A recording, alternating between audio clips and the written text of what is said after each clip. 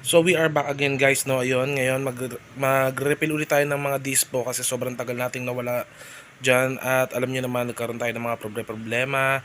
Yung iba nawala, nasira yung computer natin, yung mga videos nawala, pati yung mga binigyan natin ng unang raffle hindi ko na rin na-save. No, nasira ang computer natin, sabay-sabay pati yung ginagamit nating camera. So magsha-shoutout muna tayo ngayon. Kung gusto niyo may score guys, sinigeng-geng clothing natin ayun diyan nahigop ng sabaw. Shoutout nga pala dito sa Team Unique. Yan, salamat sa inyo. Tinulungan nyo ako sa lahat.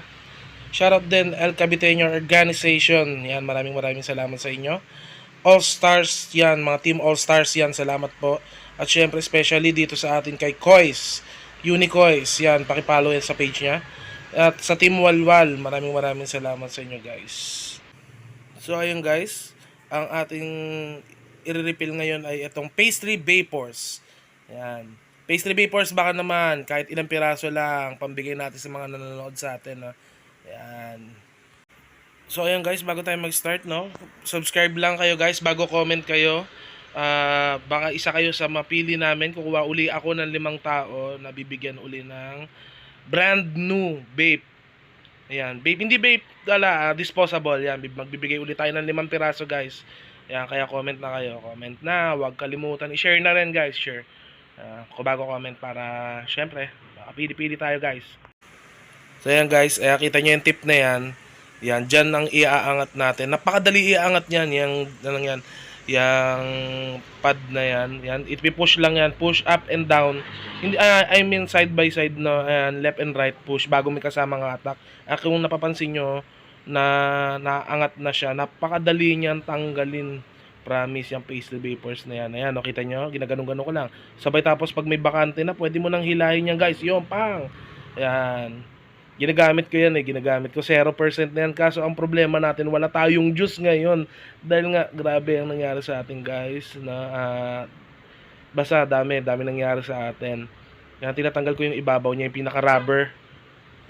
Hindi ko na rin nilinis yan. Pinakita ko lang naman kung paano siya buksan. Sabay kung saan ilalagay yung juice. Ayan guys, ganyan. Push nyo na lang yan, umangat na sobra yung hila ko. Ayan guys, tanggal na. Yung rubber niyan, pakiingatan lang yung rubber.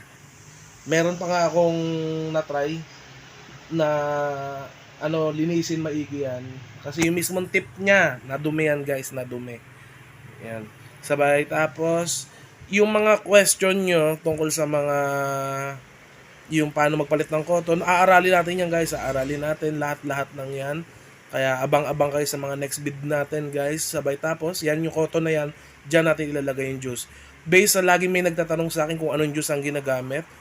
No, sa akin kasi, para sa akin is salt nick madalas kong gamitin para naglalasa siya. Yan, salt nick talaga. Nicotine yan. Kasi pag yung regular na juice lang, yung mga pang-vape lang, hindi talaga naglalasa, mausok lang siya. Sayang lang, sayang. Hintay mo maubos bago wala naman.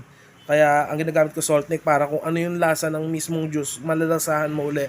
Tsaka kung ano yung flavor ng disposable nyo, mas okay na yun din ang bibili nyo yung juice na flavor. Para hindi na nagbabago, hindi na rin bago, wag nyo masyadong kakalikutin yung cotton.